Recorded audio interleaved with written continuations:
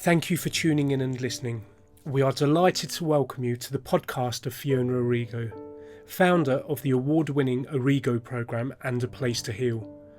Fiona Arrigo is one of the foremost internationally acclaimed intuitive healers, a biodynamic psychotherapist, mentor and life teacher, and is acknowledged as a leader in her field.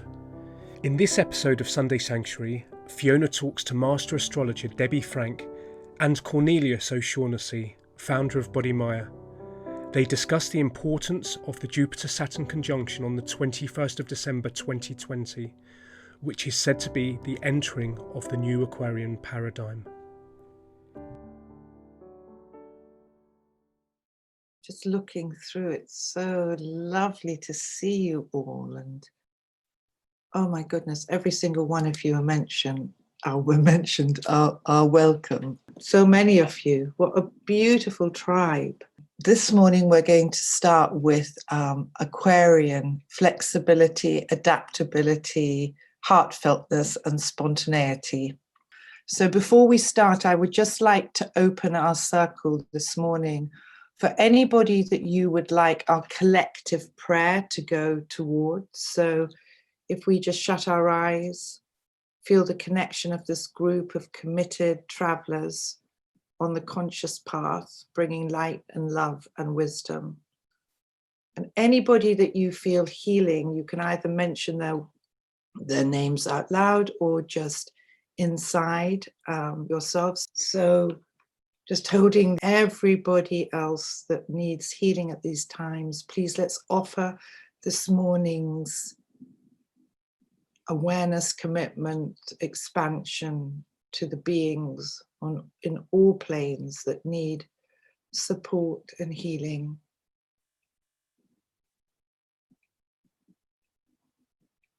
May all beings be happy, may all beings be free, may all beings be free of suffering. So,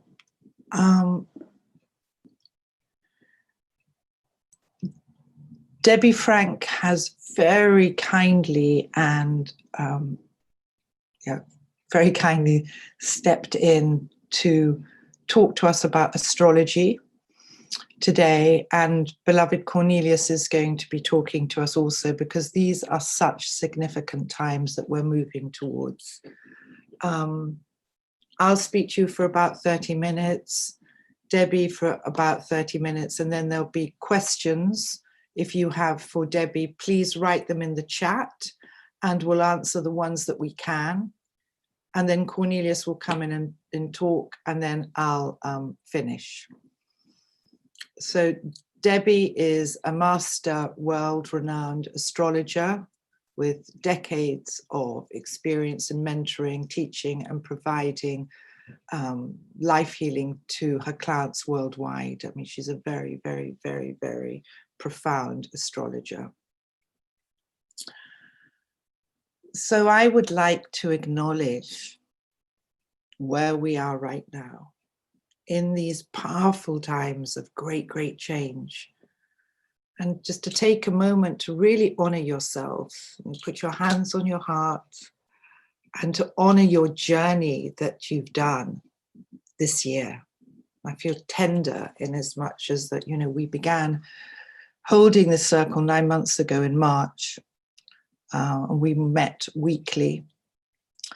And I know through journeying with you at this time that I have changed and transformed so much in my own personal journey.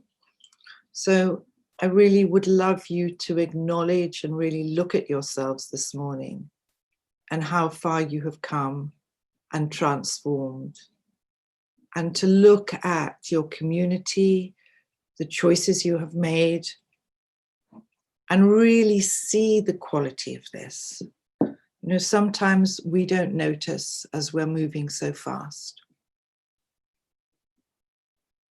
So why I wanted Debbie and Cornelius to join us today was also because the next Sunday Sanctuary will be around the Chinese New Year, which is really when the calendar begins, and it's a much more auspicious time than January the 1st.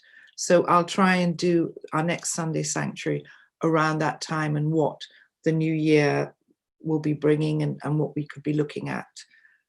But this moment in time is a huge moment for potential, for new life opening up. I mean, of course, this is true that this is happening all the time and every minute, but there are some very powerful transits that are coming up, particularly the one on the 21st of December, which Debbie's going to talk to you about.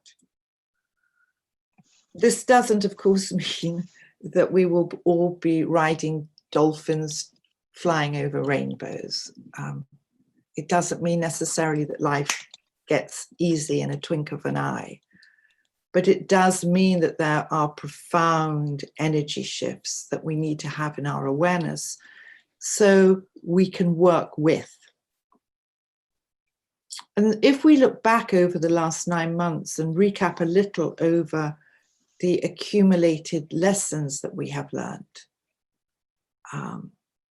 our first call when we were first put into lockdown was, of course, to slow down. And this is still very, very, very much the energy, the medicine, to slow down and notice and interconnect and to find your own authority. We began the journey of coming back into balance with nature, with our own true natures, with Mother Earth, with our Earth family, dropping into a more attuned level of care, of consciousness, compassion, flexibility, letting go of rigidity. We did a whole Sunday sanctuary on that. Finding new pathways to walk, becoming conscious of our choices, our resonances, and what we are personally attuning to, because this time, this Aquarian field is about your sovereignty. This is where we serve from, is by becoming as an intact as we can be, and not being brainwashed into anybody else's ways. It's finding our own way and coming from that position to serve the whole. Becoming more mindful, building community, becoming more community conscious, cooperation, finding our nose, coming back into the center of our beings, living more soulfully, inner activism, sacred activism, creating more spaciousness, more emptiness, collaboration, learning the power of our individual voice and how our thoughts and our choices really influence the whole today as we become more authentic, more transparent. We don't have to be public, but we need to be mindful of what we are contributing to the planet in every action that we make. And most importantly, coming deeper service, not in sacrifice. The age of sacrifice is over, but service is the lead. And learning discernment and embodiment. And these are some of the flavors that we've been working with through these months. You know, I've often say that, you know, pre-COVID, we normalized greed, oppression, exhaustion, depletion, overworking, taking, entitlement, and these energy constructs have been dismantling and will continue to dismantle. Our lack of justice, our lack of care. And so all through this time, we've been pulling at the roots that do not support us, that do not support Mother Earth, and do not support the collective humanity. So we were put in Mother Nature's waiting room for the good of all, learning to live in coherence and learning new ways, new pathways. This is so important and and continues to be important. The world is coming together in a new way, and we are finding new ways to be on our earth. This means, of course, a new economy of care, caring for each other, cultivating our own life energy, not leaking, which we've been doing and how we've been brought up. We've been brought up to look outside. This is the return journey to come inside, to live from the inside out. We are adapting to a whole new world. And COVID has been changing our world. In a way, COVID has been a messenger of light. It has brought the change. And how we're going to travel, how we're going to work, what our relationships are going to be like.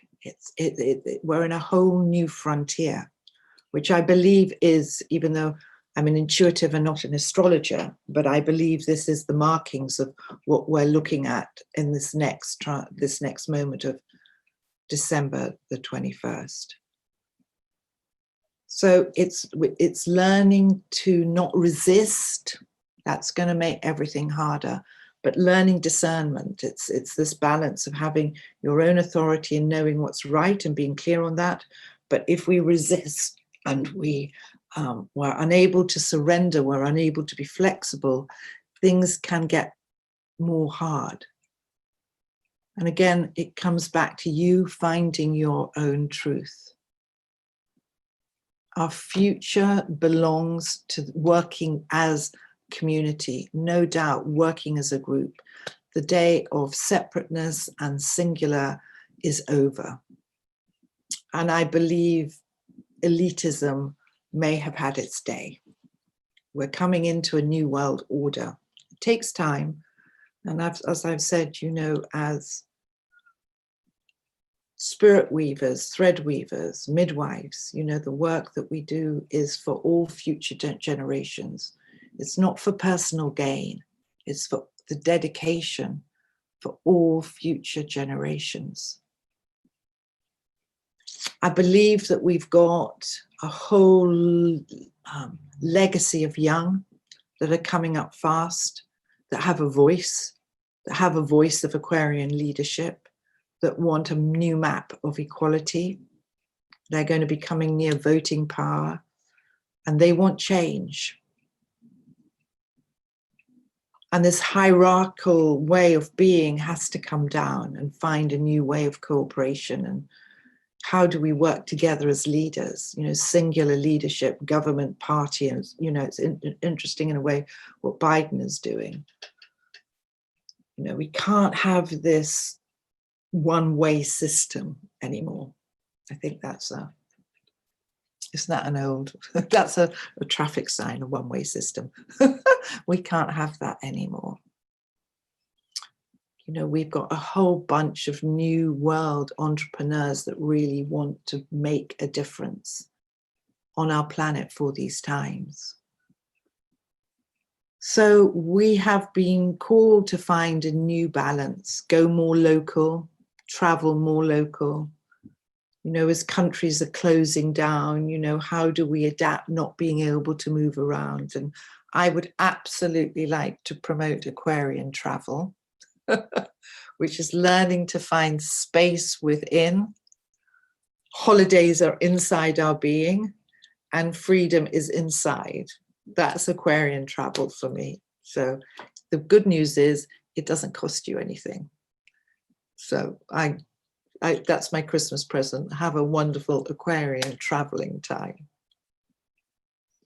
So this is definitely an epoch time. I think it's something like a 200-year cycle, but Debbie will talk about this and how we've changed from earth to air. And so we come into the energy of hope. We're not coming into the energy of being blinkered or deluded, but to see life for what it is and to understand that we are coming to the end of a cycle. And that everything that we've encountered this year is in a way being symbolized as an end of an age. So just to take a few seconds to absorb that this is the end of a cycle, a way of being, and the end of an old age. Again, it's not going to happen just like that, but the energy structures are escalating us more and more towards this. So how do we choose to turn up in the world has never been more important. All of us are being invited to partake in a different world, a fairer world, one where there is enough for everyone. And life will be moving and shifting around us and coming deep back into yourself so you feel safety from the inside. As the outside world, in a way, fails to provide this, so you yourself finding safety on the inside.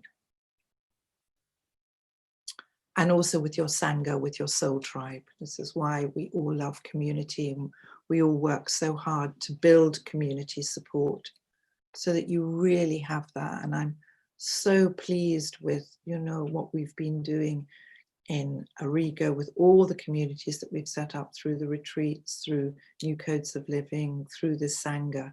It really is so that we can support each other. So this is the path of individualization.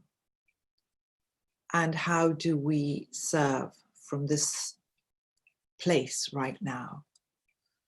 And we are learning to come into a new way for the good of all. And so with that, I'm absolutely so delighted to have Debbie with us. So if we could pass over to Debbie. Thank you so much, Fiona. It's such a joy to be here. And, it's quite strange, isn't it, that obviously our thoughts go out to John and the suddenness of me stepping in here. And, this kind of is very symbolic of the Aquarian age and how we are suddenly thrust into things. I think that's really part of the new paradigm that we're all experiencing, how suddenly kind of the COVID era came upon us and we have to find something in ourselves. That's really the way forward now. And it is a really very exciting and thrilling adventure. Of course, we're moving into unknown territory, but let me just start with this incredible, auspicious, astronomical event that's happening on the winter solstice. When you think that Jupiter and Saturn as two planets, if any of you have been gazing at the night sky, you may have seen Mars burning in a kind, it's not really a red planet, it's more of an amber planet. Mars has been very prominent, but Jupiter and Saturn have been edging closer and closer together. And every 20 years, they form a conjunction, a great conjunction, which starts a new cycle. And actually, the financial markets respond to this new cycle. I mean, it really does have a very big impact on the collective. But more than that, it's not just the Great Conjunction. We are actually on the verge now of the Great Mutation, which means that Jupiter and Saturn, as Fiona described, are moving from the age of Earth, which is very material oriented, to the true Aquarian age, the age of air. And actually Jupiter and Saturn themselves are moving into the sign of Aquarius just on the 17th and the 19th of December. And then they join and form this grand conjunction. And I really hope it's not going to be a misty sky and that we will be able to see, you'll see this very bright double planet in the sky. And I think that this is equivalent to the Star of Bethlehem. And many astronomers and astrologers believe that the Star of Bethlehem that was sought out by the Magi was actually a triple conjunction of perhaps Jupiter, Saturn, and Venus. But the double conjunction is also happening at a time when these two planets are very close to Earth. So it's sort of like everything is converging to make this of great import, I would say. So it's time to be our own wise men and women. This is what we need to find within ourselves. We're setting off en route now to finding this star, this guiding light, and the sort of wonderment of this new age, which is dawning. Now, because it's the new paradigm of stepping out of what's been, recently a very Capricorn age, and at the beginning of this year, 2020, there was this incredible lineup of planets in Capricorn. And I was looking at this in, say, 2016 and thinking, my goodness, it's so unusual, this great convergence of planets. What does that really mean? And actually, it's really been very much about fear. That's the thing. I didn't know that it was going to be COVID. I knew that it was going to be something global. I knew that it would sort of bring everyone together and take them out of their normal lives, and that there would be a lot of fear associated with that. And also the backdrop of the change of our old structure and system right across the globe, politically, economically. I mean, only COVID could have really done this. And I think it's very interesting that COVID itself is invisible. So, I mean, it has been a messenger, as Fiona so aptly articulated, that it is about realizing the power of the intangible. I mean, this thing that we can't even see, and the power of it to bring the old structure down, to dismantle it, so that we're stopped in our tracks. We are literally in the interval of the great show of life here on planet Earth. It's like, we're in the intermission.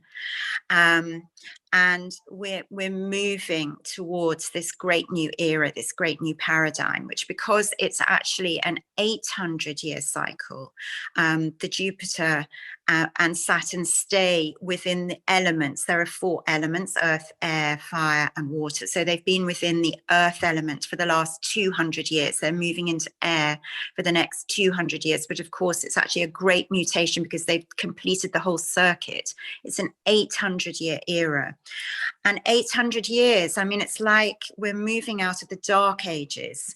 If you think back this level of time into the Renaissance, into, again, this sense of bright light, this sense of moving into the freedom of air and the ingenuity of air, and in particular the air sign of Aquarius, which is about innovation, the individual. And it's a very interesting sign, Aquarius, because it straddles individuality and uniqueness, and it's very much about finding our own way, finding our own truth, being uniquely who we are. But Aquarius is also about joining with the collective, with humanity, with seeing beyond ourselves. And that is what the water bearer, the sign of Aquarius, brings. Each of us, also, no matter what our sun sign, we each hold all of the 12 signs within us. We have, 10 planets, 10 major heavenly bodies to look at, to see the position. We might have our planets positioned in Aquarius. Even if we do not, we hold, each of us, the essence of Aquarius within us. And this is what we need to bring forth and call forth from deep inside, and to start living in alignment, really.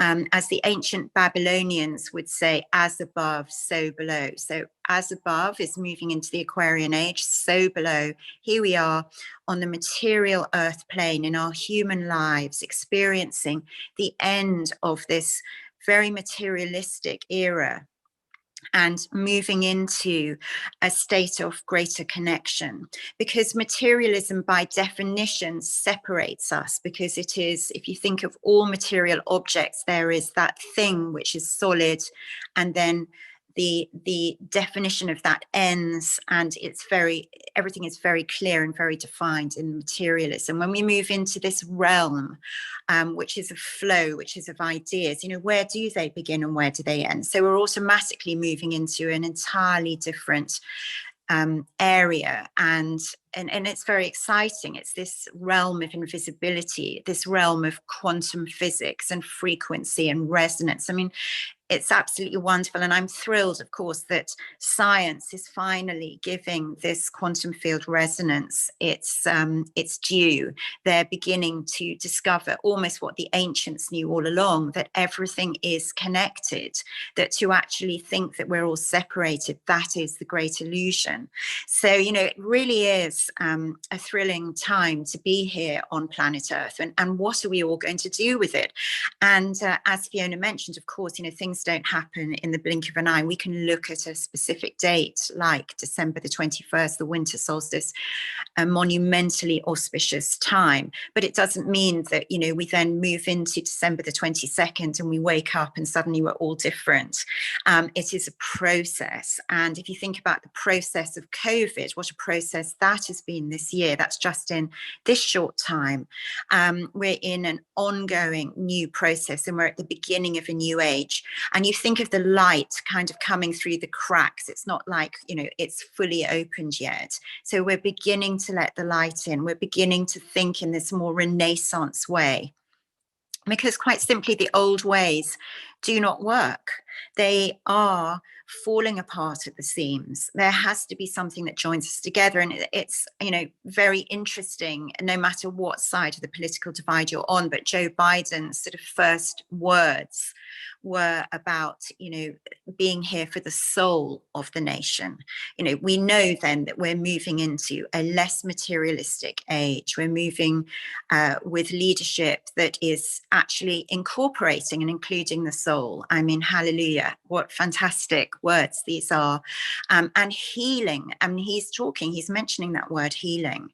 So we need to be looking at, how we can move into this new healing era in ourselves, to actually move into the Aquarian age. It's very important to first of all find our individuality, and so that is why this starting point on the winter solstice of finding your inner wise being, which we all have resident within us, and how we've all looked outside for counsel, for answers.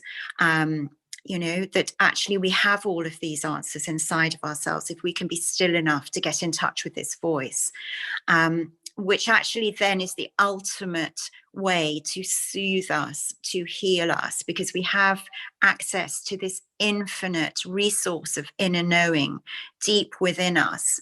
And once we can start to get hold of that and to let that flow, then it kind of moves through us, it's channeled through us out into the world. That's when we start to really be able to move as a collective, as a group, as a tribe, as a soul tribe, as a network, and to make great things happen on the earth. It's not as if we cannot leave the material behind. We are incarnated in a body. We are here on the earth plane. And, Mother Earth is asking us to take tender care of her now, as she has taken tender care of us. So it's kind of turning things around, becoming not the child of the earth, but the parent of the earth, and actually tending to the earth so that we can pay our respects, really. So I think this is an amazing time. 2021, yes, there are signatures of the old fighting with the new. I mean, that's an inevitable thing. When we're moving into these new eras, it takes a lot, to actually get into it fully and properly, because all of us want to cling to our comfort zones, and often our comfort zones is quite simply what we know, even if we didn't feel that comfortable within it. It's just familiar, and therefore it's pretty scary moving out of it. So I think all of us, even if we recognize we're on a journey, we're looking to see if we can almost negotiate with the future and go, well, if I can just hold on to this, yes, I can move forward, but please don't let my life change that much. So we're kind of wrestling with ourselves at this stage, daring ourselves to move in to this new era. But as each of us find this divine spark of individuality within us, we can kind of hold each other's hands through this process, because we're all a little bit scared, because it is the unknown, let's face it.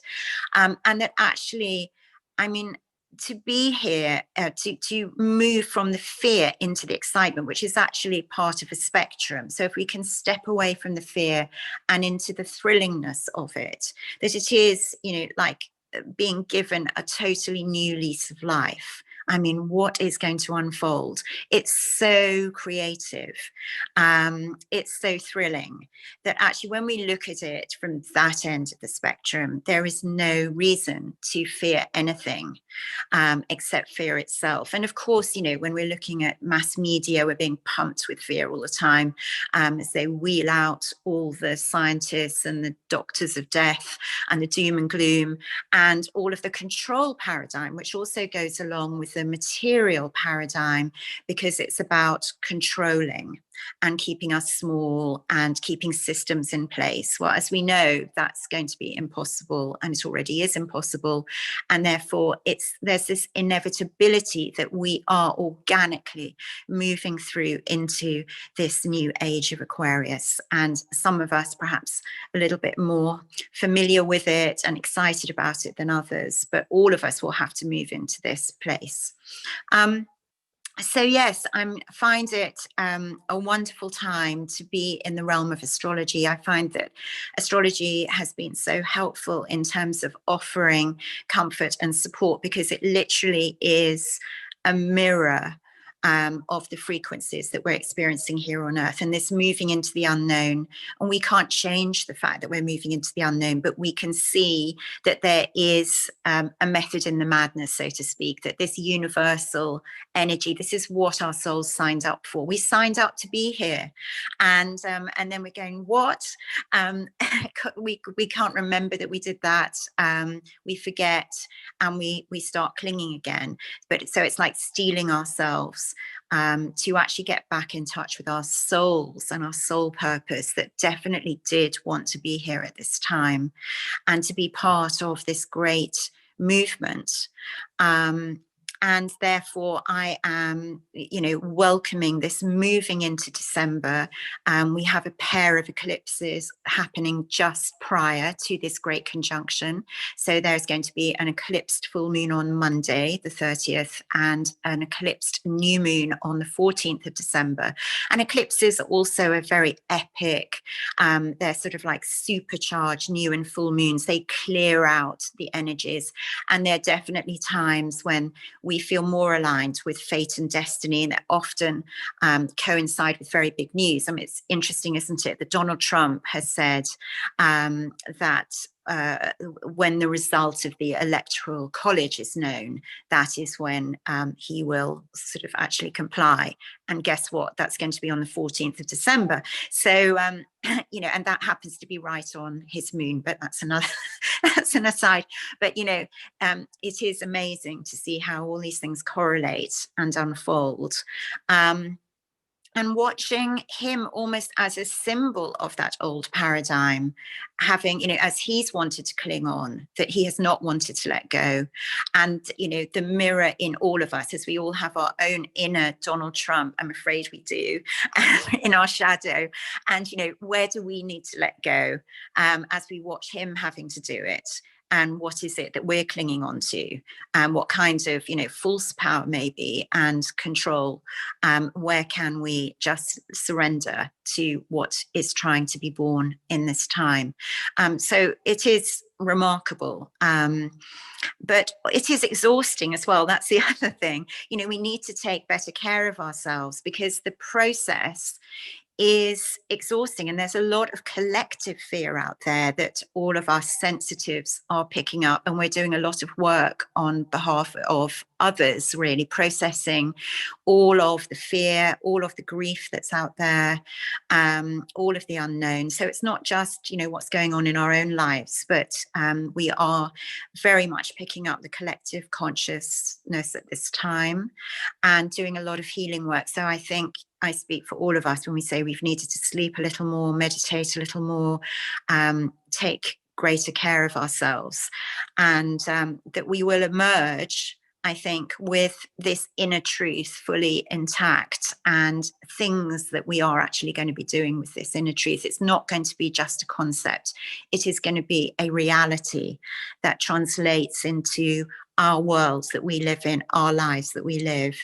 So it is phenomenal. And I think we're all blessed, actually, to be here at this time, to be honest. I mean, it's an incredible opportunity with incredible potential within it. And we mustn't lose sight of that. Every time we switch on the news and hear about how terrifying it is, we need to put our mask on, our psychic mask on, to protect us from the fear. Never mind the virus, yes, but the fear is what we need to protect ourselves from, because our souls do not feel this fear. Our souls knew that this was going to happen, and they're perfectly fine with it. It's just us in our smaller selves, in our ego selves, and in our clinging to the familiarity.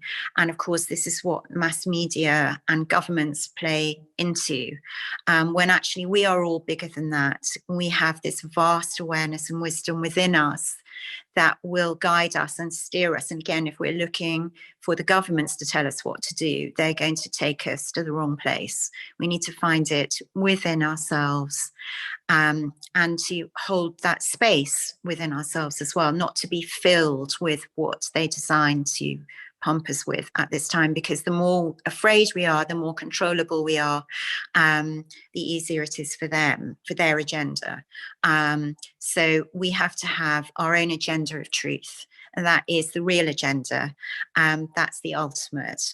And I think, just bringing it down to a very mundane level, I mean, all of us have already this year experienced a kind of interruption, as you go back to this idea of it being an interval, an intermission, or an interruption to the way we lived our lives. And that to have that space, it is just like a great big pause between the in and the out breath, isn't it?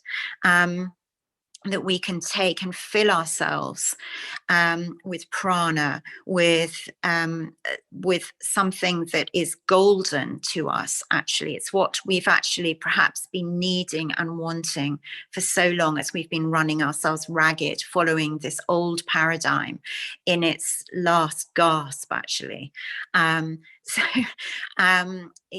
It's been a blessing to step back, and stepping back can be just such a powerful action, and to be like the sea, and to actually go tidal on ourselves and just actually retreat, so that we're ready to resurface and reemerge, and to come back full with this incredible wisdom, with this incredible truth that we have, and to know what it is to be able to relax in this time.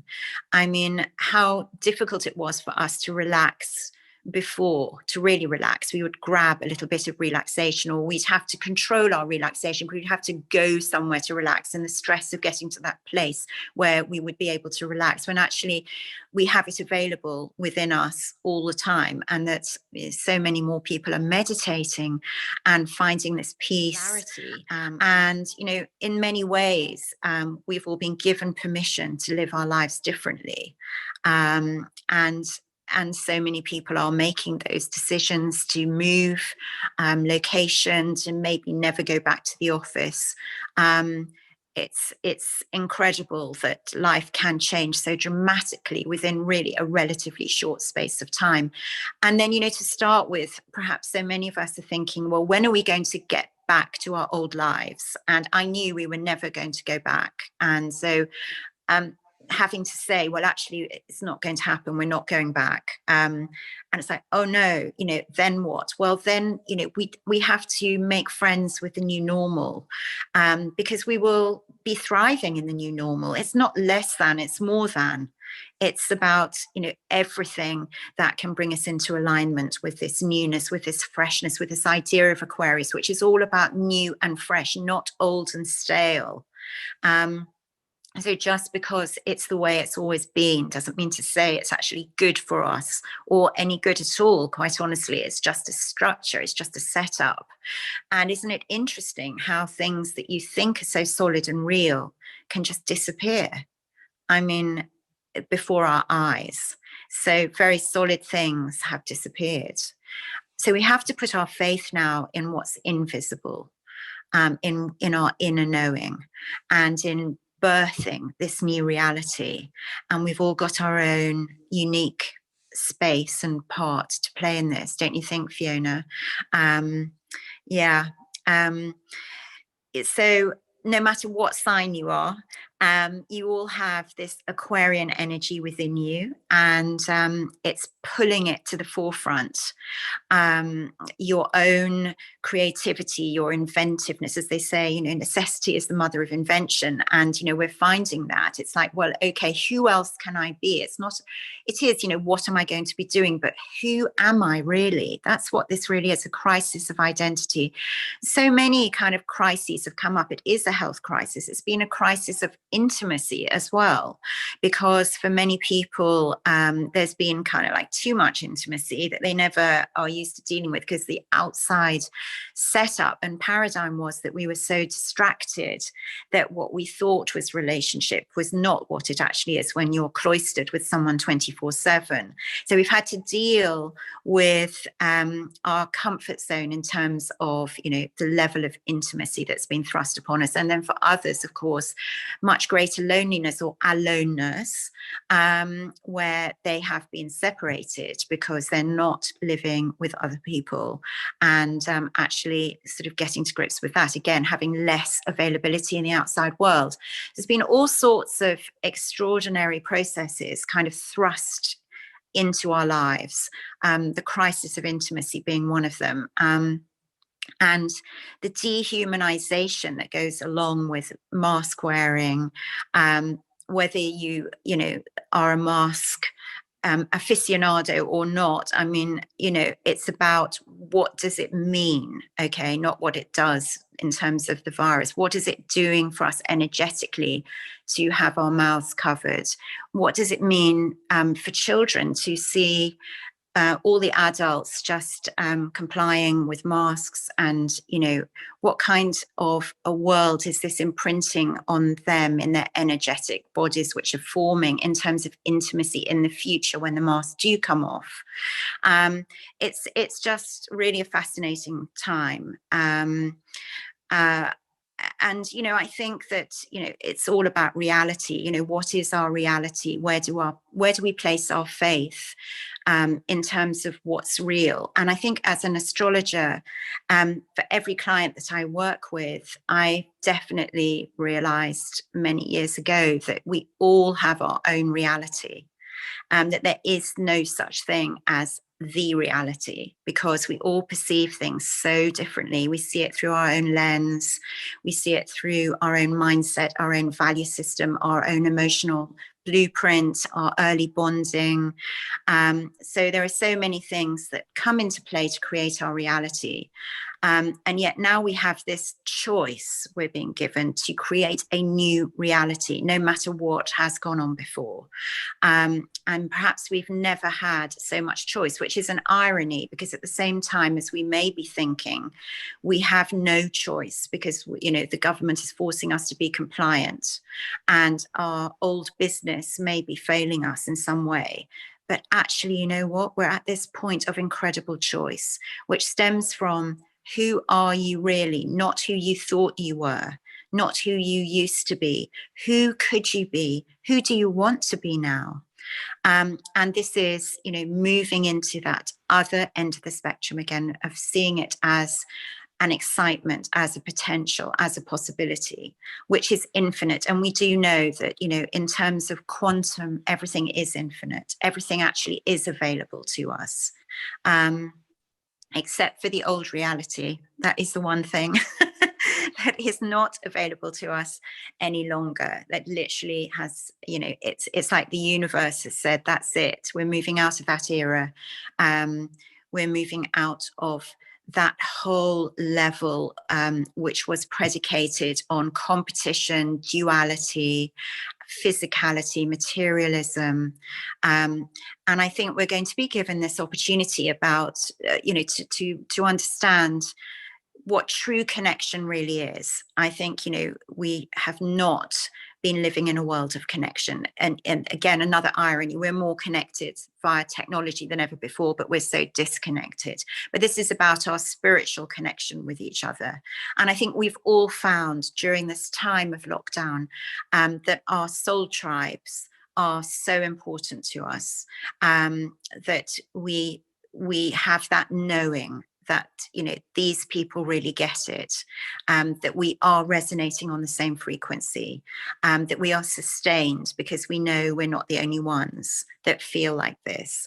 And so I think this connection is going to be something that's hugely important. This is very much in the spirit of Aquarius going forwards, and the kinds of communities we're going to set up, and you know, what they're based on, the principles that they're based on, much more humanitarian, you know, looking for the greater good, not just for ourselves, not just, you know, what are we going to get out of it, but, you know, what are we leaving behind as well? What is our legacy in terms of the planet, in terms of our principles and our values? And, you know, perhaps the greatest principle of all, the love principle, the love connection. We've been given a gift of experiencing love in much more, you know, of the invisible ways of love instead of the tangible gifts that people would give each other, or how they would show love in very practical, physical ways, becoming now much more about connection, like minds, kindness that we feel in these times, looking out for one another, checking in with one another. I mean, this is the miracle of COVID, actually, dare I say. I mean, of course, COVID has its downside. There is death. It has brought a lot of suffering and sorrow. And yet suffering and sorrow are a kind of non-negotiable part of life. It's, you know, they come to all of us in some way, shape or form. We've experienced at this point a kind of collective suffering, which is more even than most people would feel in a war, because it would be only your country and the one you're fighting against, or perhaps if there are the allied forces or whatever. But we're literally looking at something global here. This is really mega, which brings me back to this feeling of, you know, look at all of our souls in the world that are all going through this simultaneously. And that's why those of us who are perhaps wanting to be in an awakened state have been processing a lot more on behalf of the world, because it's just so massive, that we are being given this opportunity to all experience something simultaneously. It's really, that in itself is absolutely unique. So we're moving into 2021.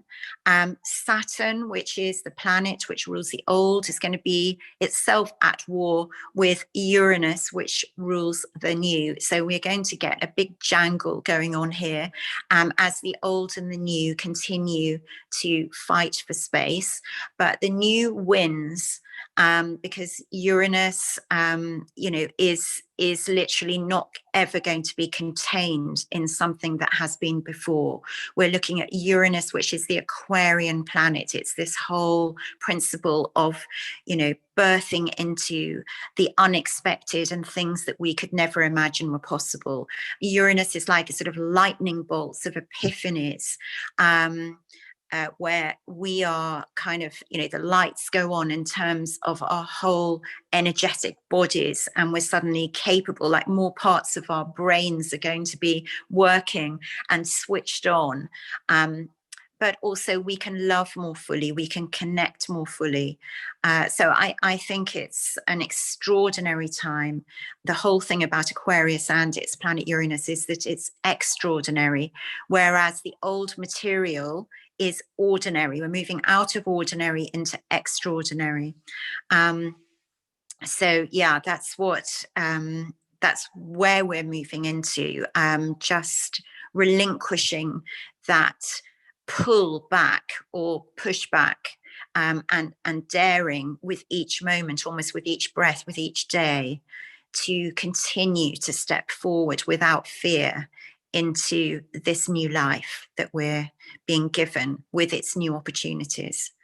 So yes, I think that's pretty much what I have to say at this point. But I would urge you, wherever you are in the world, to try and take a look at this magnificent Jupiter-Saturn conjunction. It really will be awesome, and an incredible sight. And when you do look at it, think of yourself as being that wise being, that wise person. And it really is something to connect with these planetary energies, with the astronomy of it, and to meditate on what it is you wish to find in this new era. Yeah. Debbie, wow, thank you. How amazing is that, everybody? Really amazing. Thank you for your crystal clarity of being able to bring all this together. And of course, for jumping in. Is there anybody that has a question? I mean, we've got, Helen.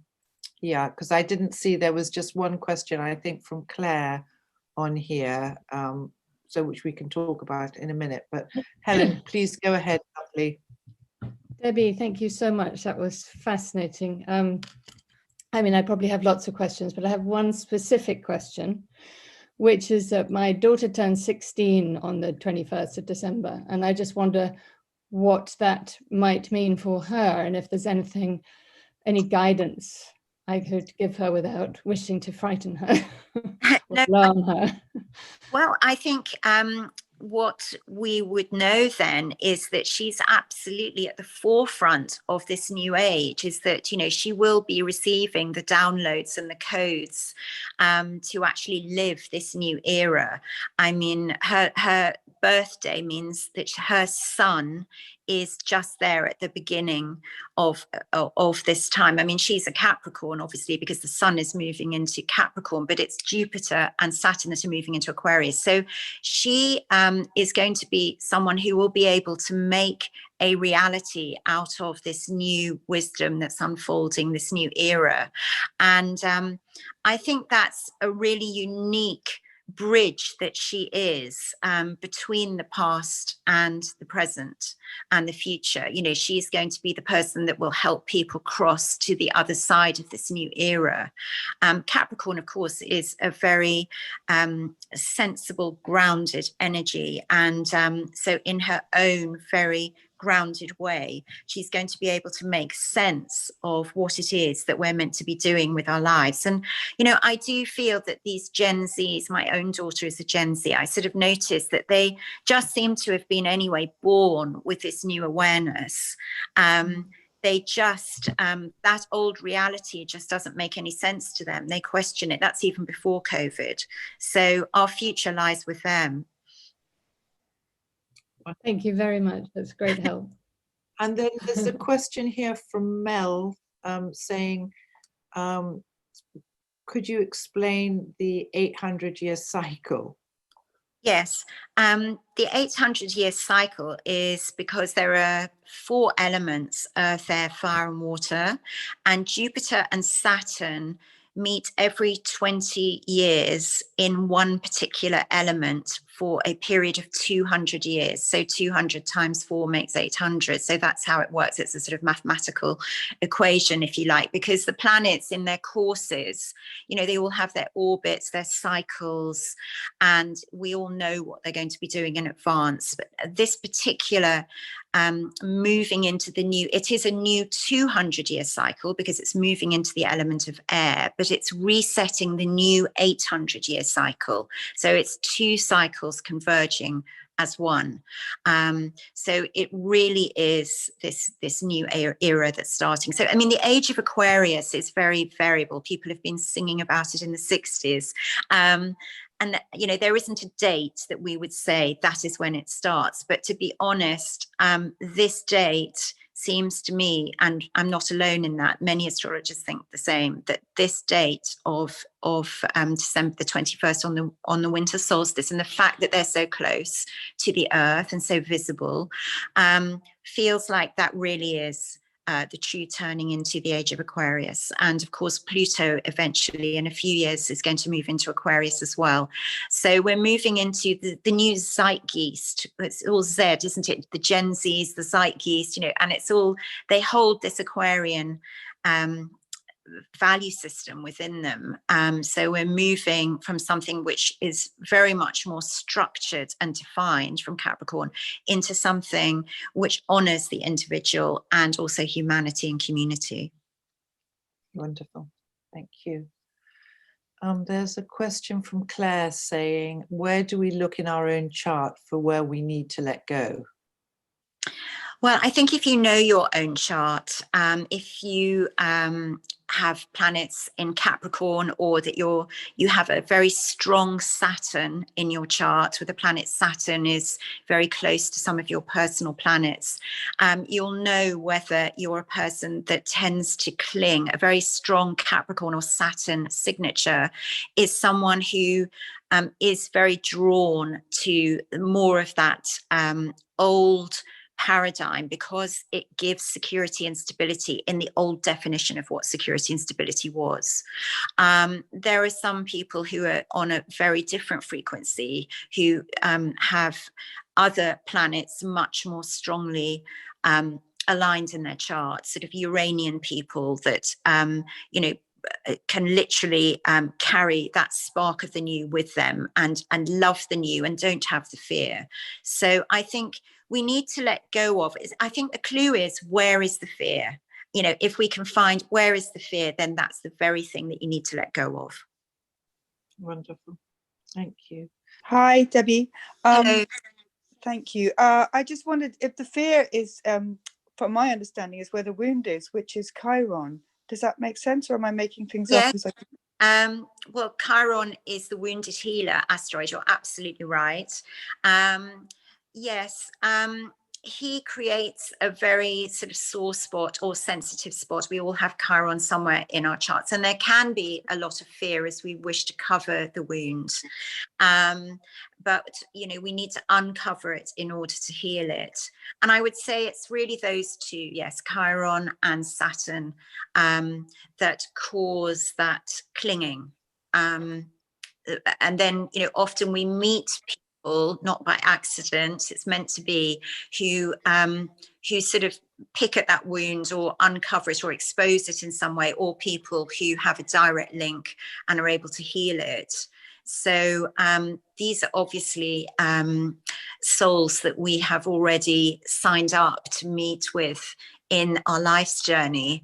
And, you know, that's why they say sometimes the soulmate is the person that hurts you, because you have to have quite a strong soul contract for that to come through in your life journey. And it's only with hindsight, when you're moving into the healing, that you realize, gosh, that was the only person that could have brought this about. And actually, I'm grateful for the insight. I'm so blessed to have the healing on this. Thank you. Lovely. Thank you. Thank you. Thank you. So, Debbie, bless you for your time, sweetheart. Thank you. These details are in our chat if you want to connect with her and all her amazing work that she's doing, and have a fantastic weekend. Much, and everyone, blessings to everybody. Thank you.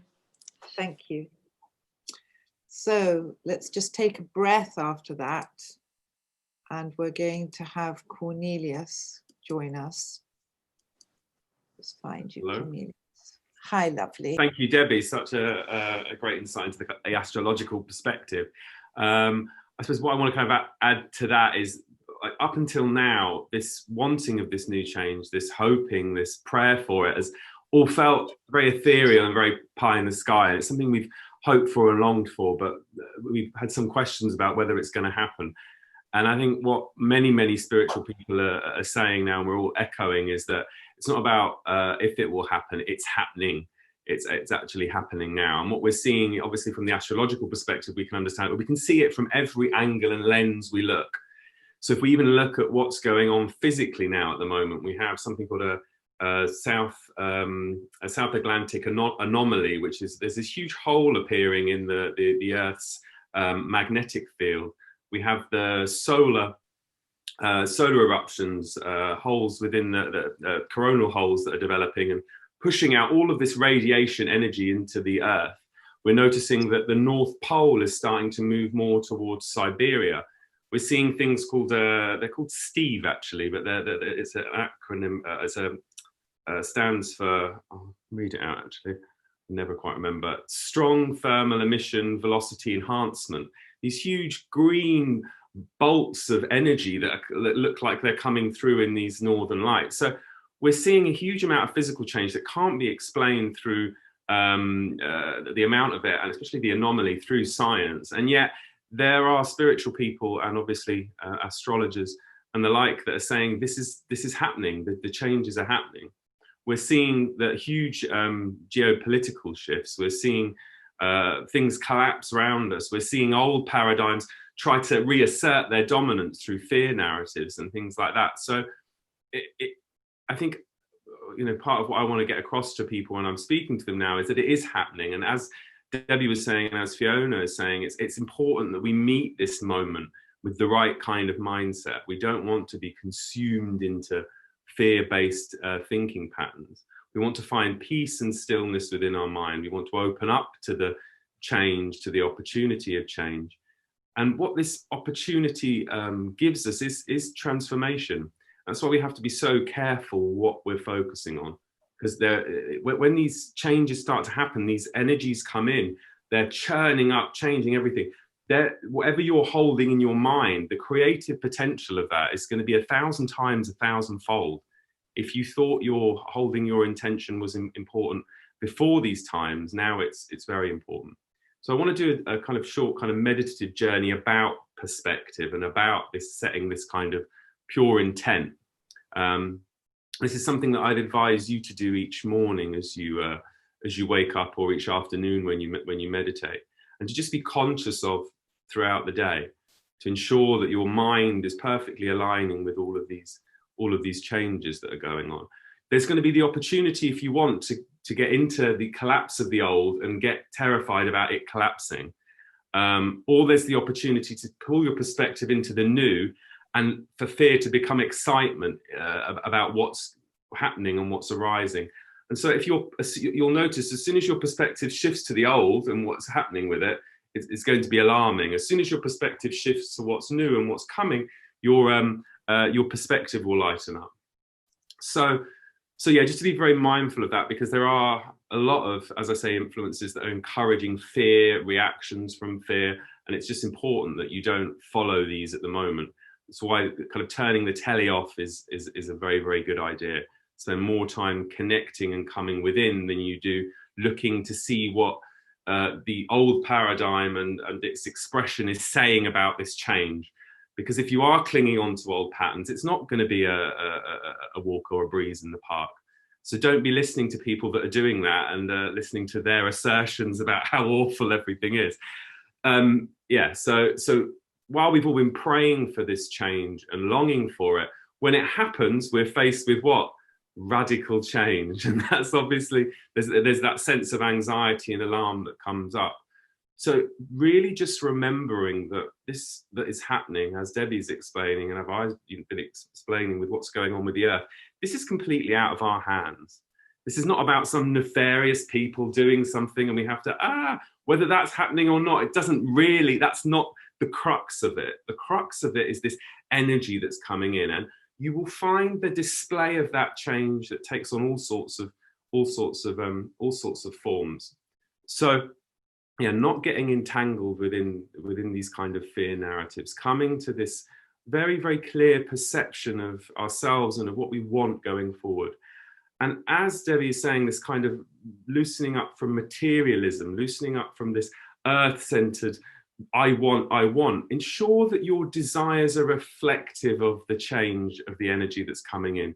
So we move into spaciousness, into openness, into selflessness, rather than focusing on our own gains and attains and wants, and whether we've got the right cars and houses and boyfriends and girlfriends and what have you not. So as this change happens, it's as though this huge fire of transformation that's always there in the ether, really, but all of a sudden it's not meeting earth, it's meeting air. That's what's changing. And we know what happens when fire meets earth. This goes out, or it's hard to stay alight. But when fire meets air, boom. So so really centering ourselves into that. And yeah, not getting too consumed in, as I said, old paradigms, narratives about what's going on. You're going to find lots of truth from liars and lots of lies from sources of truth. Everything is going to look like it's Alice in Wonderland, up, down. And they've told us about this time within the teachings. They've told us exactly what we need to do. Over thousands and thousands of years, through these cycles and observing these cycles, the wise ones watched and they learned how to best respond. And they gave us a very clear prescription for this time. They described everything that was going to happen, and they said, this is what we must do. We must center ourselves within our most profound, pure intention and rest there. You know, these teachings, these Eastern philosophical teachings, countless books. But one student said, Master, when these times arise, when the planets are shifting, when the world is shifting, what do we do? And he said, it's very, very easy. You don't have to worry about what's happening. You just need to be aware of one instruction. If you wake up tomorrow and you find yourself on the moon, don't be afraid. If you wake up tomorrow and you find yourself in heaven, don't be afraid. If you wake up and find yourselves in a hell realm, don't be afraid. And that it's the fear that we're feeding into a situation that causes it to take on negative form.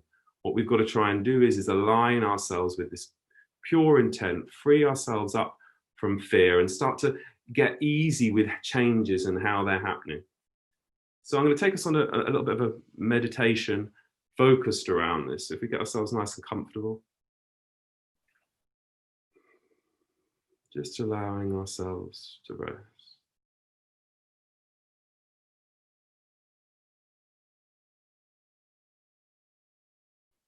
Just allowing the mind to rest.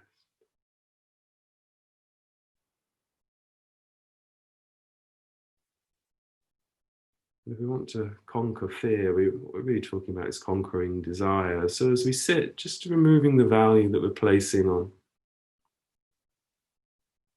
the desire as it arises in the mind, and instead falling into profound acceptance. When we create desire, we're grasping out to try and cling on to something, and now's not the time to do that. It's not the time to cling on. Just easing away from desire and falling into surrender, to acceptance.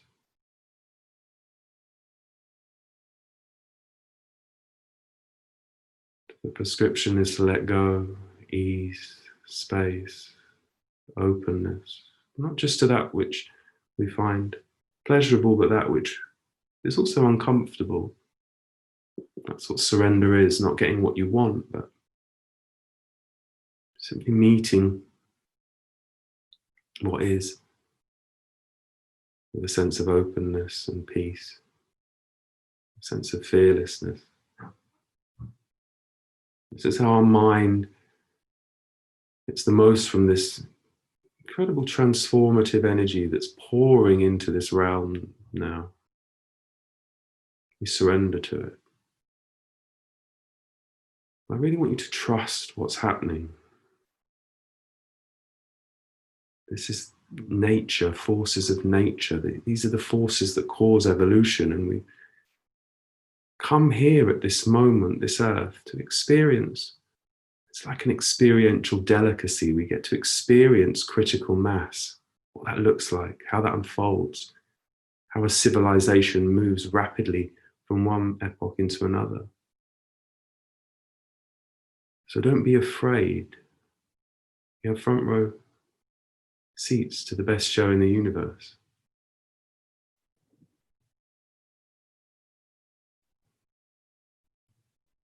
Dreams you never knew that you had are going to come true. Whatever arises in this realm. You're going to learn so much, become so much.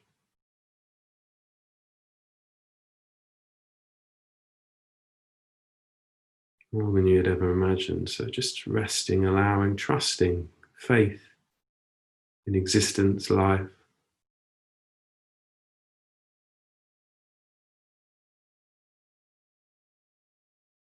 God, whatever word you have for reality.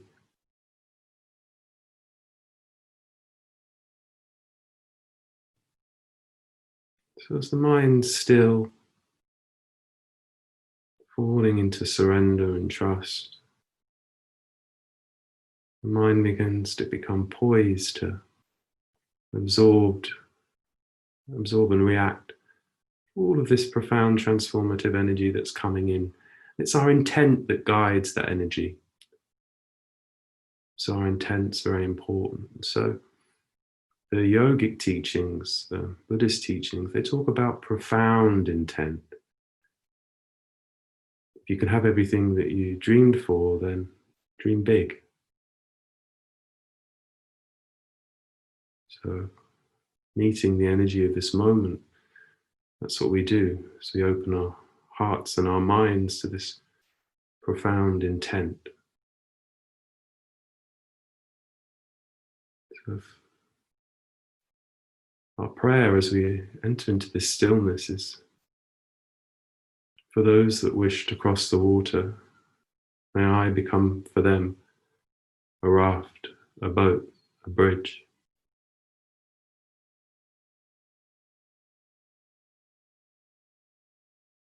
May I become a mighty oak under which all can take shade. If there are famines, may I become the harvest. If there is thirst, may I be water. May I become a mystical spell that manifests as all that beings need. In any realm that I arise in, any moment, any situation, may I arise as a liberator.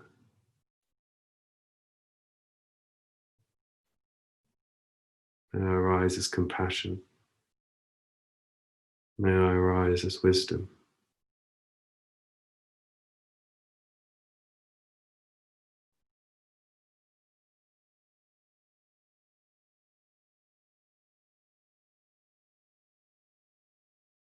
Just allowing the mind to rest and setting loosely on this profound intent to manifest wisdom, compassion, and enlightenment for the sake of all beings.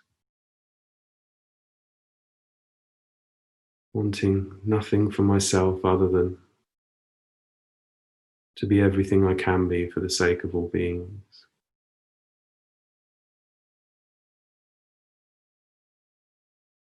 If anyone has hurt or ridiculed or upset you, then offer nothing but forgiveness. And more so that every interaction any being has ever had with you may act as a condition that brings about their enlightenment. As we move into this new energy, let's let everyone off the hook, including ourselves, because that's what freedom is.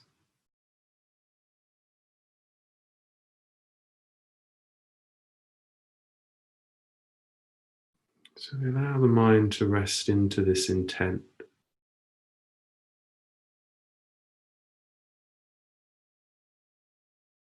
And they assured us that if our mind is focused in this way as this energy comes through, that profound magic happens. This prayer creates a version of you, a vision of you that's way beyond any version that you could construct yourself.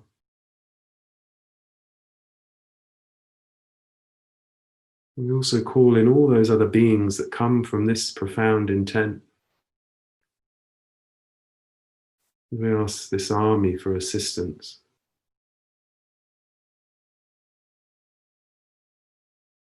Fire that came in once met earth and now it meets air.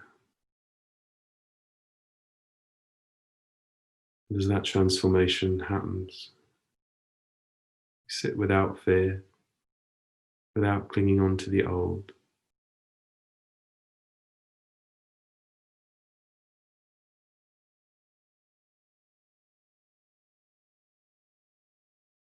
There's nothing to fear. Everything is happening as it should. So as we just gently open our eyes, allowing this intention and this ease to become our view. The view is so important. This becomes our view. Everything is view, that's all. Everything is view.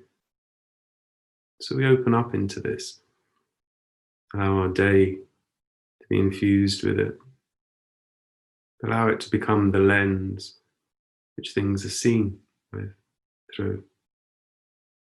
And when we have this, we don't need anything outside of ourselves. While everything's flailing around and we're waiting for leaders to emerge, we can sit with all of that. Because we found our own inner refuge, come from things from this perspective.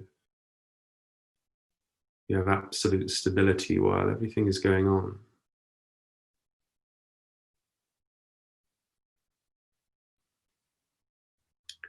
So it's just so important now, whether it's meditation, whether it's you're sitting in the car on the way to somewhere, whether you're buttering your toast, or it's just really important to be aware of where your mind is and what you're bringing to this moment. And as I said, as the old collapses, there will be a lot of people that are trying to sell you the idea this is something to be terrified of. And while fire is full of energy and power, and we are in awe of it, we really don't need to be afraid. It's important you understand that you really do not need to be afraid. And if fear is arising, there's a distortion in perspective. And so if you find fear arising, realize that's just a distortion in perspective. Take 5 minutes, take 10 minutes, go and lock yourself in the toilet for 2 minutes, do whatever you need to do to just ease that away and remind yourselves, come into trust, go and look outside at the sun and the sky and the plants growing. Does it look like life needs any help? Does it look like life needs any help in doing what it's doing? And really, open up into this moment. I can't tell you how excited I am by it, as all this change happens. Can't tell you how excited I am. So I'm just so pleased that we're all here to witness what's going to happen, and I'm so pleased that you have this wonderful place to come and for us all to join together and align all of our visions, because as we all align all of our visions, this potentiates it even further. And I think it's wonderful that you're kind of coming here to do that and not getting involved with all this kind of fear narratives and whatever else is going on at the moment. So hello, Charlotte. Thank you. So thank you very much. And if there's any questions, you can let me know, or you can put in the chat. And my Instagram's Cornelius_non-duality if you want to follow me there. But yeah, it's going to be a very interesting next couple of months and going forward. Yeah, good luck in integrating these wonderful energies coming through. Oh, bless you, Cornelius. Thank you so much, sweetheart. Thank you. So I'd like to open this space up for you. It doesn't have to necessarily be questions, but if you've got one, of course, Cornelius is here. But, if there's anything from the community that you feel you want to share, any place that you want to talk about, it's open now for you. Can I ask a question? Yeah, of course, Amber. Knowing what we know and all of the things that have been discussed today, and it all makes a lot of sense. I don't know about anybody else, but I'm struggling with being very conscious and being very aware of this change and wanting it and accepting it in, and trying to navigate and understand how much of the old to let go. Do you let go of everything and emerge? I mean, in terms of practicalities of this world, how do you negotiate that? How does that sort of weave into, because the practicality of tossing everything on its head is okay for some people, and some people it's been pushed to that point. but if you are doing it from a place of consciousness, it's not, I suppose maybe there's no answer, but it is a struggle to figure out how to accept and allow in the new, and and make that work into your life. Can I just say something quickly in answer to that, Cornelius, before you jump in, sweetheart? I just think that the energy of this moment really demands and asks for your own inner guidance. So I notice the word struggle. And of course, in many aspects, there will be areas that we're bouncing against. But I think that this Aquarian age is so much about our own inner alignment, moment by moment, of what we feel is true to us. And and so if because I know you hold a lot of people and you do vast work, and you will be affected by all that. But the answers really are, without it being a cliche, within. They are within, and that let go, surrender, feeling safe within yourself, allowing, and maybe not being so mental in the thing of having to do, let go, you've got, because it's a slow, fast process. It's not something that is, we all agree on this, all of us, all of us. It's not like, boom, we've got the answers. We're learning to find that inner self of inner guidance and really trust that. Anyway, it's the trust of it. It's the trust, and that you know what's right for you. You are the guru within. You are the teacher within. You are the knower within. You are.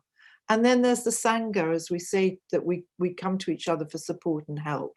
And we're going to have really bad days. We're going to have heightened emotional days. We're going to have fearful days. We're going to have what the F days. We're going to have those because it's in the matrix of what we're dismantling from, and to let go of any predisposition of how it should be. And really, that delicacy of being in the flow to allow, and also when we don't know, just to have that patience, that compassion with yourself. That's very global. It's not direct, but I just wanted to say that. Cornelius, kind of echoing that as well. It's what's happening to us and the process of transformation. If you think about how a seed potentiates into a flower, it doesn't have to sit there thinking, oh, like the thing's going to crack now, and as it cracks, what do I do? And it doesn't have to actually engage with the process in that way. So I can understand why you're doing that, because we all think that something needs doing and therefore I must do something. But actually, it's about not doing, really. It's about the easier you're going to have an easier time if you just rest and surrender. That doesn't mean inaction. It means within your mind you learn the art of not doing, the art of surrender. And as your mind, if you rest your mind more and more, and you just very lightly hold this pure intent, it brings into being. It's learning how the creative potential of your mind works. You just hold intent and bang, it happens. But make sure you hold selfless intent. That's really, really important. I think that's the key, and it is the difference between the old world of planning and this and that to so I don't know if I was clear on it. It feels like there's a birthing already, and I'm sitting with it and staying open to it. But it's, you then, as Fiona quite rightly said, you bounce against the old of, should I be doing this? Should I? So you're doing this dance of going back and forth. Yeah, and part of that's being human as well. And that's really important to understand, that we often expect, our perfect selves to just be in perfect clarity about everything that's happening all the time. Part of it is it's like a birth is a messy process, isn't it? I mean, and the birth of a seed, the birth of a creature, the birth of a human being, it's painful, it's this, it's that. And it's a surrendering into them. Like Fiona was saying, there are going to be bad days, there are going to be good days, there are going to be days where you think, I'm a celebrity, get me out of here type thing. It's going to be challenging and all sorts of things. And it's just allowing you to have that messy human approach to the infinite. I mean, you're looking at something and you're calling into being something. We don't even know the fullness of what we can become. So how do we even begin to build it? And yeah, I think understanding that the challenges and the suffering that we experience, these things are often the soil, they are the soil from which the flower grows. So everything is just utterly perfect. And no matter how imperfect you may think in any moment that it might be, or oh, what's going on in the States now, or, oh, what's going on with COVID, or oh, what's going on with vaccines, and all these things we can perhaps reflect on and apply solutions to, but actually this whatever's happening it's like you're at a fireworks display. I mean, that's the best way of kind of approaching it. Just sit back and watch it unfold. And the old way, which is the hard teacher, which talks to us about doing, you know, as that decalcifies and dismantles, and this new spacious expansion field of potential becomes more earthed, is that, you know, the delicacy of our reformation as we are more being than doing. You know, that's in a way a cliche because it's written, you know, in every kind of new age book, but it really is so deep that we don't have to work it out in that same way. And that takes a breath to even allow ourselves to feel that newness as we kind of, you know, my dad always used to say, you know, he wore his recovery like a loose overcoat. And I just love that. It's his birthday, actually, on the 1st, bless him. He's dead. He's passed through. He's probably smiling now because he's been mentioned. But, you know, it's just to wear these energy structures as loosely and gracefully and elegantly and beingly as we possibly can, because we won't have answers. But if we try to answer it in that old way of sorting it all out, we're going to have resistance and difficulty, because everything is about breaking it all down and breaking it all apart. So this new language of light that we're all becoming, what we are essentially, our souls here on earth, we have to keep learning our different language to it. Yeah, and just something that occurred to me to say as well is that we're talking a lot about how things are changing and structures. It's really important to remember that the inner is also, the old of the inner is also collapsing. So what you're experiencing, well, is the collapse of all your conceptual structures that were associated with past paradigm. And that's a kind of crumbling away. So being mindful of all that as it happens and not being afraid of that, because new is unknown, isn't it? And new is away from what was. And as those kind of structures externally and internally collapse, that's what will cause people to go into panic. Like, it's falling apart, I'm falling apart. Yeah, you know, great. Align yourself, take refuge within higher ways of being, and just be. It's a great question. Anybody else want to comment? Light a firework? Anything? I would just like to comment on something that's resonated for me this week. We are rewarded for achievement, not for contribution. And we were talking about it in an educational setting. And then when I was doing some meditating or thinking, I suppose, feeling into that, was that I had the realization that the achievement was very much the ego and the contribution is very much the soul. So I just really wanted to share that really was like a thunderbolt for me. So thank you. Hi.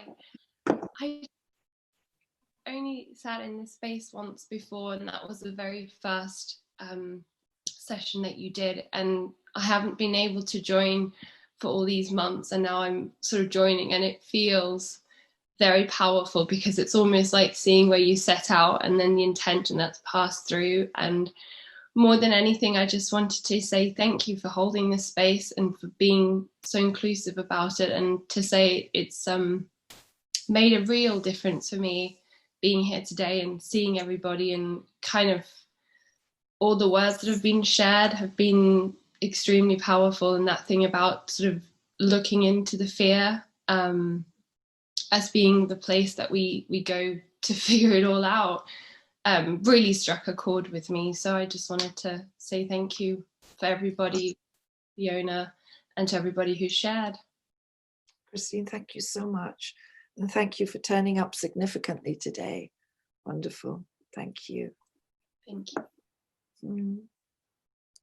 Anybody else like to say anything? Firstly, I want to thank you, Fiona, and the other speakers. It's amazing to hear all this incredible knowledge, which all resonates with me. And I'd just like to share part of my journey, because at the beginning of this, when I did have things I wanted to say, I was so nervous that I had to black out the camera and couldn't speak. So I just feel the difference in me now, as I have been finding my voice, which has been a lifetime thing. So I want to thank each person for being here, and that for my growth that I'm feeling throughout this, and for feeling so held by everyone and seen, and for seeing everyone and for hearing you. It's a very precious place, and I feel just so grateful that you each are in the world with me right now. Thank you. Beautiful. Thank you. The beauty of, our togetherness and our authenticity and our courage, and where we stumble, So this is as we come away from this competitive judging energy into this new wave of togetherness, so powerful and profound, to be able to see each other and be with each other without all that stuff. I would like to share, please. Thank you for this morning. It's been so wonderful. And what's really touched me too is the fact that more and more communities are coming together, and we're building this together, this sense of support and looking after each other, and away from being so separate. And that feels like such a huge gift. And I keep hearing it. We're building this community. We need to look after each other in community. And I know that I suffered a lot when my kids were very young, that I had no community around me. So now actually, because years and years ago, it was all about community. So going back to that feels like the biggest blessing ever. So really grateful that you spoke so much about it today, and grateful for this community. It's a blessing. I'm grateful for all you hold for us. Thank you. All these really rich connections that we've made through these various communities in these last 9 months. I mean, a total blessing. Just following up from what other people are saying, these words, soul tribe, it seems very important and nourishing and nurturing, and it's what we need, what I need. I won't speak about others, but we need something beyond just, family and getting on with things. And I absolutely need, want, and support this for me and all of us. The soul tribe. I have a biodynamic soul tribe, and I love this idea where we actually, the soul can come through. So thank you, Fiona, for facilitating that, and Debbie and Cornelius, amazing. Thank you. So one of the things that started to come really clear to me through all this work is we're developing a new language. And the more of us that are speaking it, the easier it is for us to live in this place. And I think the more that other people are attracted to it. And it just becomes really powerful and becomes easy. So thank you. Thank you, sweetie. Absolutely, the language of light. Yeah, and we all know it, and we all thirst for it, and we all are it.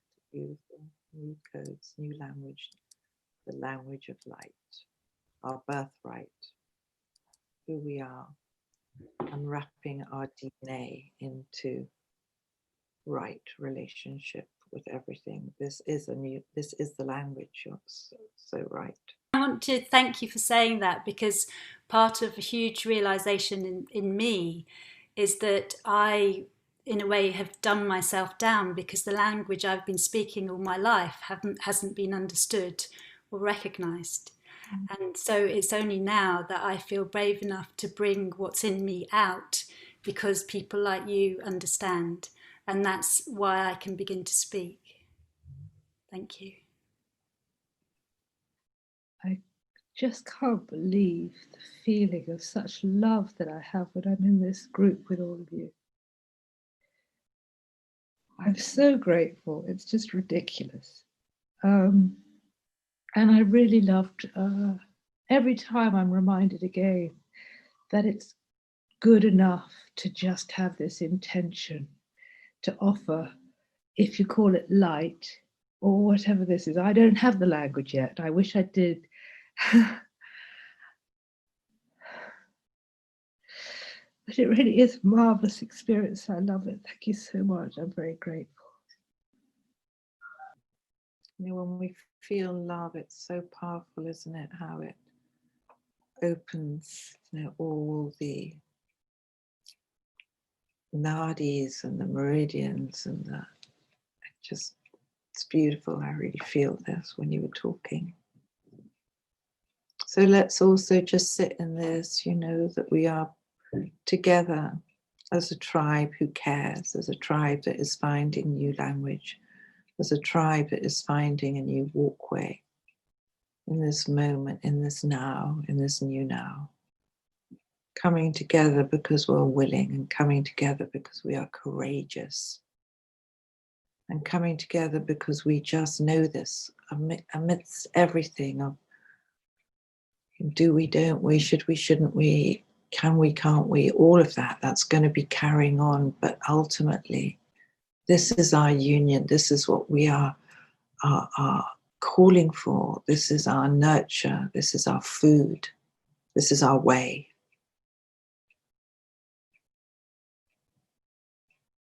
It's so beautiful.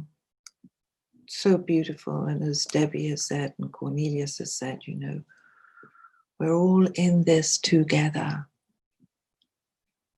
And to remind us all, we are not alone. There are millions of us all over this earth plane, soul tribe, and in the interdimensions, and all the armies of bodhisattvas, and all the Buddha planes and angel planes. This is such an auspicious time for us to be on this earth in our gentle arrow, and to know that we are all connected. And as we offer ourselves with ultimate service and compassion and fun and humor and enjoyment and curiosity and all the wonderful things that Debbie talked about, but that we are part of a system, of our density system that is breaking down. Every time we come together here, we increase the volume, we increase the expansion, we increase the calling.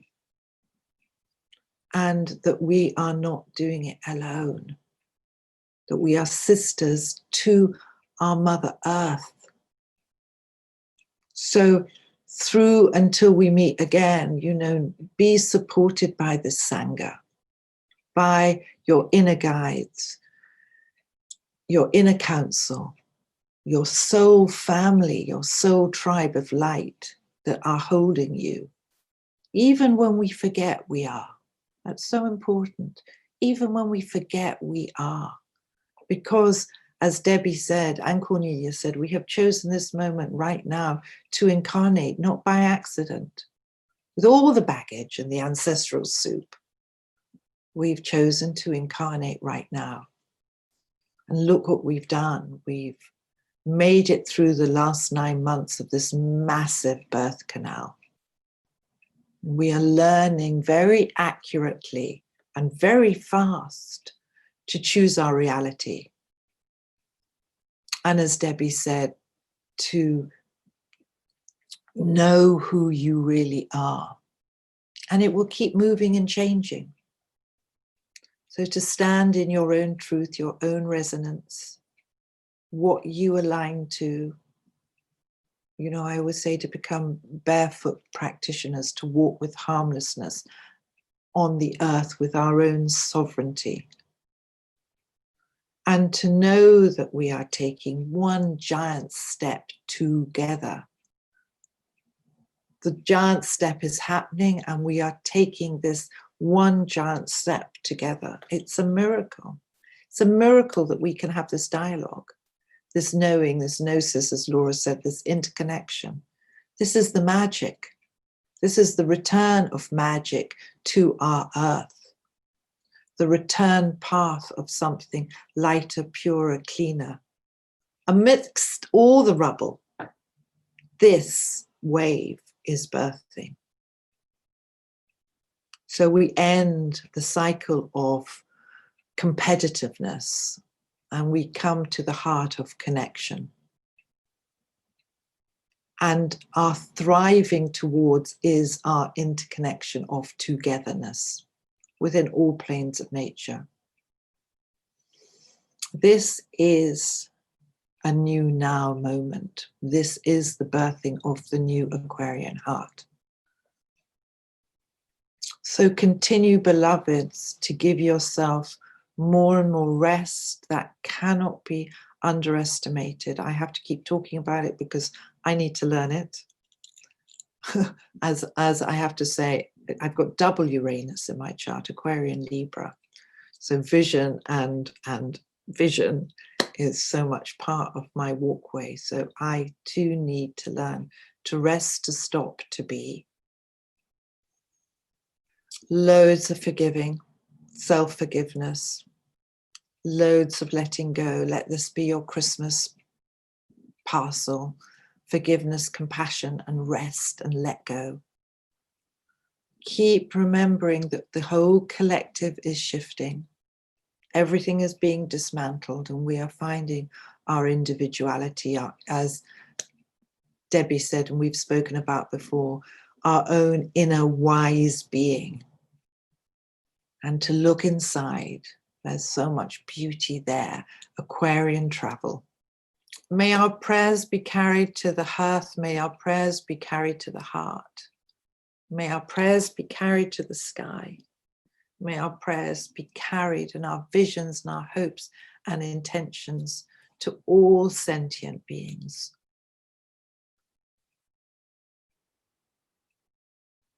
As we begin to love more fully and to experience love as the true way to be on this earth, the original blueprint, and stepping forward into a new life without fear, and it will come and we rise it and we meet it.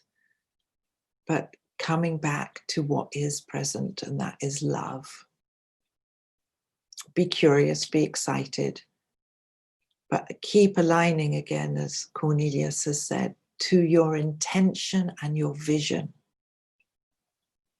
and to your most profound state of your beingness, and all you are delicately and robustly offering to life.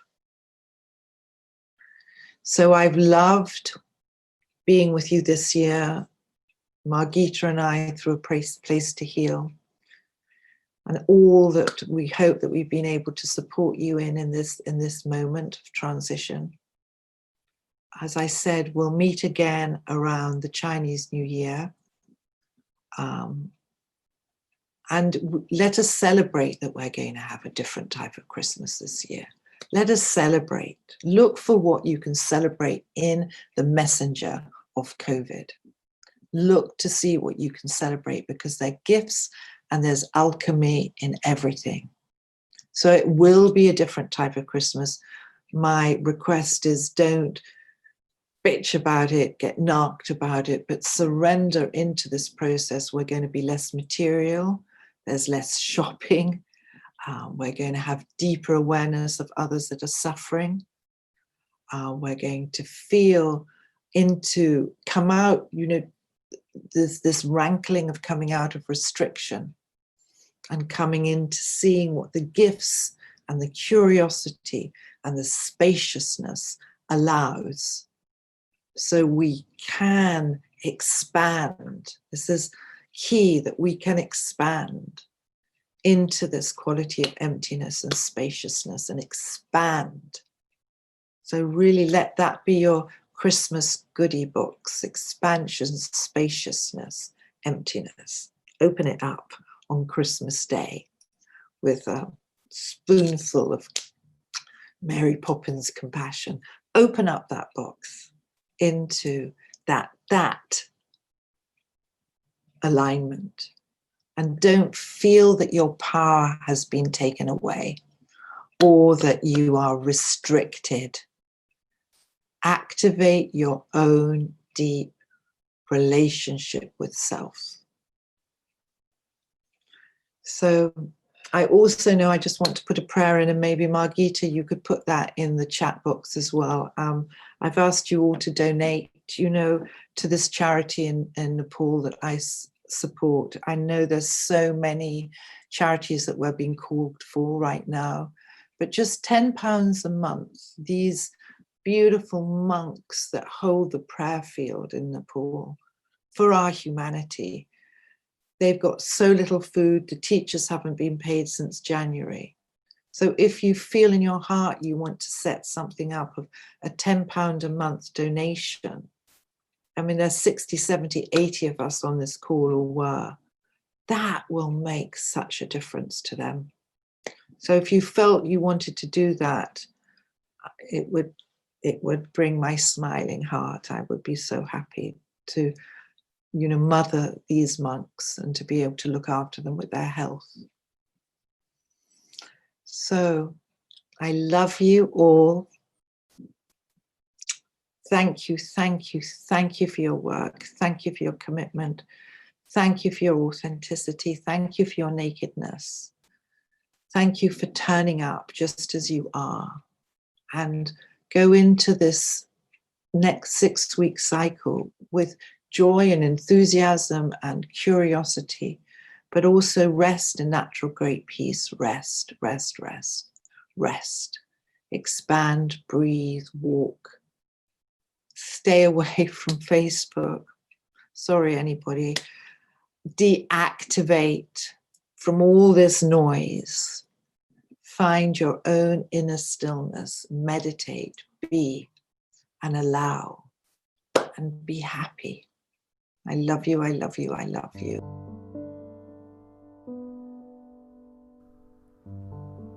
Thank you for taking the time to listen.